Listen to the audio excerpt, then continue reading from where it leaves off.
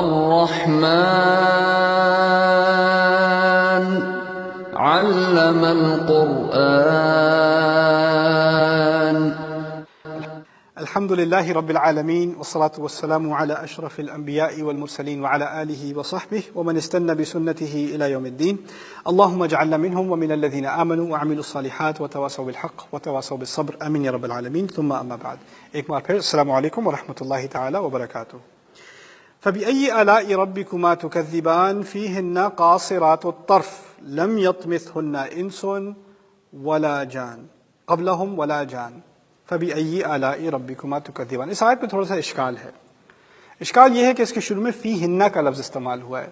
ان میں سے ہن کا لفظ دو سے زیادہ کے لیے استعمال ہوتا ہے. یہ بات اس کی طرف اشارہ ہے کہ یہ دو جنتوں کی بات اب نہیں ہو رہی، اب حوروں کے بارے میں بات ہو رہی ہے. جنت میں جو بیویاں ہوں گی ان کے بارے میں بات ہو رہی ہے. یہ کون ہیں اس بات کو کھولا نہیں گیا. یہ وہی ہیں جو دنیا میں تھیں اور ہیں. قرآن نے وضاحت سے یہ بھی نہیں کہا کہ ہر ایک آدمی کے لیے کئی ہیں، وہ حدیث کا مسئلہ ہے. قرآن نے بس کہا ہے کہ یہ ہوں گی. قرآن نے کبھی صراحت سے یہ نہیں کہا کہ ایک کے لیے کئی ہوں گی. صراحت سے یہ کبھی نہیں کہا، ڈائریکٹلی کبھی نہیں کہا. خیر، فیہن قاصرات الطرف یعنی ان بیویوں میں سے ایسی بھی ہوں گی جو قاصرات الطرف ہیں، نظر کو کم کرنے والی ہیں. یہ اصل میں عربی کی ایک تعبیر ہے. شادی کی رات جب شوہر بیوی اکیلے پہلی دفعہ ہوتے ہیں تو بیوی شرما کے آنکھیں نہیں ملاتی، آنکھیں نیچی رکھتی ہے، اور وہ اس سے بات کر رہا ہوتا ہے، وہ اور شرما جاتی ہے، اس کی آنکھیں نیچے رہتی ہیں. اسے کہتے ہیں قاصرات الطرف، یعنی نظروں کو ہٹا کر نیچے رکھنا شرمانے سے، یعنی بلش کرنا. ٹھیک ہے. یہ آپ میں سے کئی آڈینس میں شادی شدہ ہیں، آپ کو شاید وہی دن پتہ نہیں یاد ہوگا کہ نہیں. قرآن نے جو بات کی ہے قاصرات الطرف میں، وہ یہ کی ہے کہ جنت کی شادی ایسی ہوگی کہ ہر لمحہ جو ہمیشہ کے لیے ہے وہ ایسا محسوس ہوگا کہ پہلا لمحہ ہے. وہ جو پہلے احساسات تھے نا، وہ کبھی بھی نہیں جائیں گے. ہر پھل جب کھاؤ گے تو لگے گا پہلی دفعہ کھا رہے ہو. ہر دفعہ بیوی کو دیکھو گے لگے گا پہلی دفعہ دیکھ رہے ہو. ہر احساس ہمیشہ کے لیے وہی نیا رہے گا، پرانا کچھ نہیں ہوگا. قاصرات الطرف. پھر کہا لم یطمثہن انس قبلہم ولا جان، ایسی ہوں گی جس کو نہ کبھی پہلے کسی انسان نے چھوا ہوگا نہ کسی جن نے چھوا ہوگی. یعنی جنوں کی بیویوں کسی جن نے کبھی نہیں چھوا، انسانوں کی بیویوں کبھی انسان نے نہیں چھوا. انسان کوئی ایسا پارٹنر چاہتا ہے جو صرف اس کے لیے کسٹم بلٹ. اور یہ بات جو کہی گئی ہے وہ یہ ہے کہ اشارہ اس طرف ہے کہ اس دنیا میں ہماری زندگی میں ہوتا یہ ہے کہ آپ کو اپنی اسپاؤس میں کئی چیزیں اچھی لگتی ہیں اور کچھ چیزیں برداشت کرنی پڑتی ہیں. یہ حقیقت ہے. کوئی بھی آپ کو زندگی میں ایسا نہیں ملے گا جس کی ہر بات آپ کو پسند ہے. ہر بات آپ کو پسند ہوگی تقریباً 2 ہفتے تک، اس کے بعد فلائٹ لینڈ ہو جاتی ہے، بادلوں سے نیچے آ جاتی ہے فلائٹ. پھر اس کے بعد باقی چیزیں نکلنی شروع ہوتی ہیں. پھر انسان کہتا ہے چلو برائیوں کی لسٹ کافی لمبی ہے لیکن کم از کم ایک اچھائی تو اسی کو پکڑ کے رکھ لوں. ایسا بھی ہوتا ہے. تو یہاں پر جو کہا گیا ہے نا، وہ اشارہ اس بات کی طرف، اور جگہ قرآن میں بھی کہا گیا عروباً اترابا. اتراب کے معنی بالکل ایسی جیسے تمہیں صحیح لگے، وہ تمہارے لیے بالکل صحیح ہو، ہر چیز اس کی تمہیں پسند اور ہر چیز تمہاری اسے پسند. یہ کہا گیا ہے. میں نے مذاق میں کسی سے ایک دفعہ کہا تھا کہ قرآن نے عورتوں پر رحمت کی ہے کہ یہ نہیں کہا کہ وہ اپنے شوہروں کے ساتھ ہوں گی، کیونکہ ہو سکتا ہے جنت میں جا کے کوئی شوہر کہہ دے یا اللہ مجھے اپنی بیوی دے دے، وہی والی صحیح تھی، بس وہی چاہیے. اور وہ بھی جنت میں پہنچ کے کہہ دے یا اللہ سب کچھ دے دے بس اس سے بچا لے. وہ بہت بھکت لیا. لیکن وَنَزَعْنَا مَا فِي قُلُوبِهِم مِّن غِلٍّ، دل میں جو بری فیلنگ ہوگی نا، پرانے غصے، درد، وہ تمام چیزیں جنت میں نکال دی جائیں گی. جیلسی، پوزیشن، یہ چیزیں نہیں رہیں گی اب.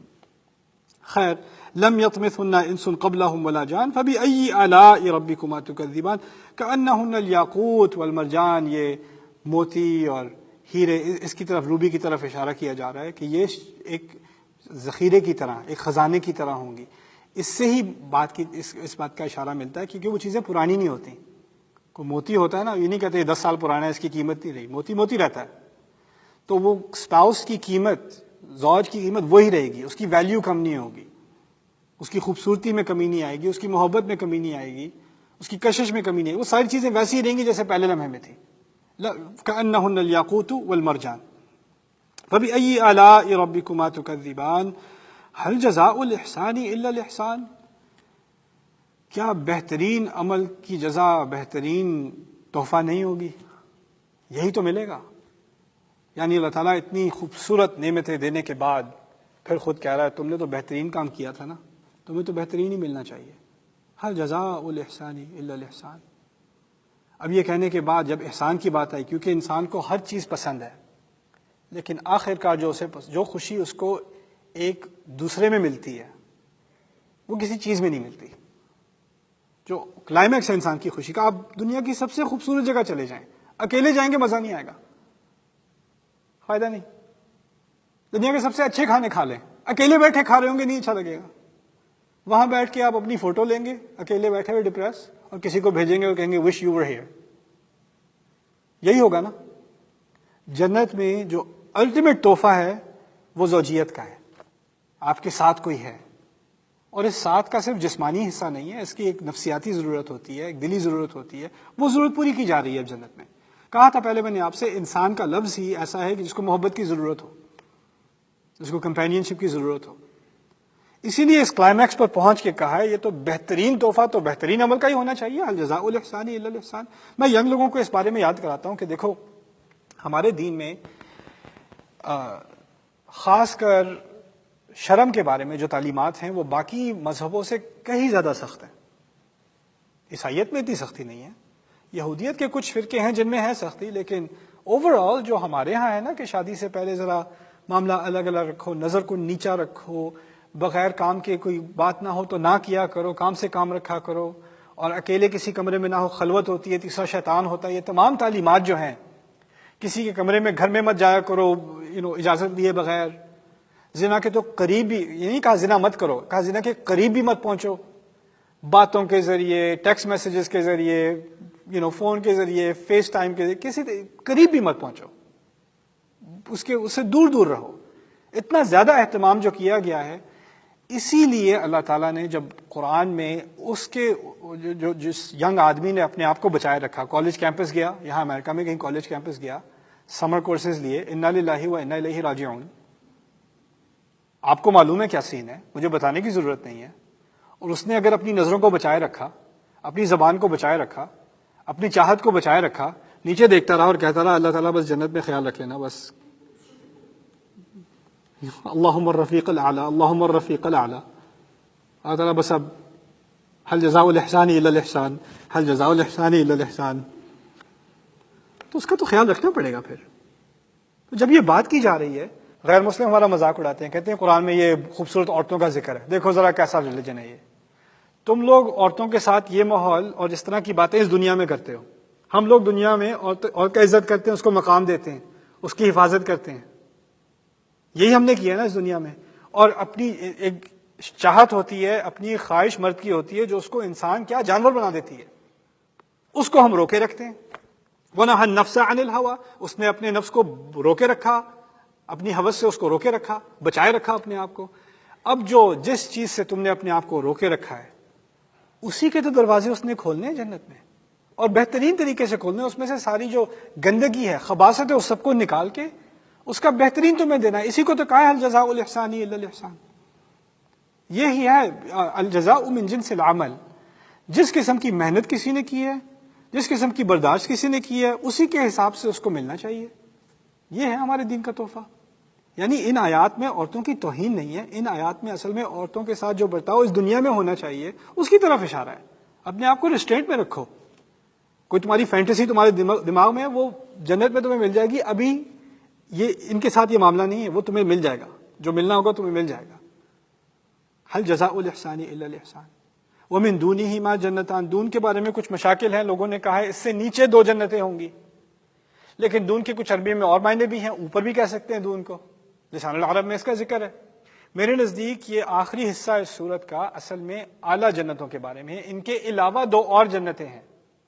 کہنے کا مقصد یہ ہے، کچھ لوگوں نے کہا کہ یہاں کیونکہ 2 مرحلے کی جنتوں کا 2 جنتیں جن کے بارے میں ابھی ہم نے پڑھا، اب 2 اور جنتیں آ رہی ہیں جن کے بارے میں ابھی ہم نے پڑھنا ہے. پھر لوگوں کے دماغ میں سوال آیا کہ ان دونوں کے سیٹس میں بہتر کون سی ہے، کمتر کون سی ہے، اعلیٰ کون سی ہے اور نچلی کون سی ہے. ابھی جو پڑھی ہے کچھ نے کہا یہ اعلیٰ ہوگی اور جو اس سے اگلی ہے وہ نچلی ہوگی. میرے نزدیک اس کا الٹا ہے. میرے نزدیک اس کی دلیل زیادہ ہے کہ جس جنت کے بارے میں بھی ہم پڑھنے والے ہیں وہ زیادہ اعلیٰ ہے. امین حسن اصلاحی صاحب بھی اس کی طرف مائل ہیں اور لوگوں نے بھی اس کی کچھ دلیل دی ہے، وہ میں آپ کے سامنے رکھ دوں. ابھی جب کمپیئر کریں گے نا تو وہ خود ہی بات سامنے آتی چلی جائے گی کہ ان جنتوں میں اعلیٰ کیا ہے بمقابل پچھلی دو جنتوں کے. فَبِأَيِّ آلَاءِ رَبِّكُمَا تُكَذِّبَانِ مُدْحَامَّتَانِ. اس کے علاوہ دو اور جنتیں ہیں، دو اور باغ ہیں.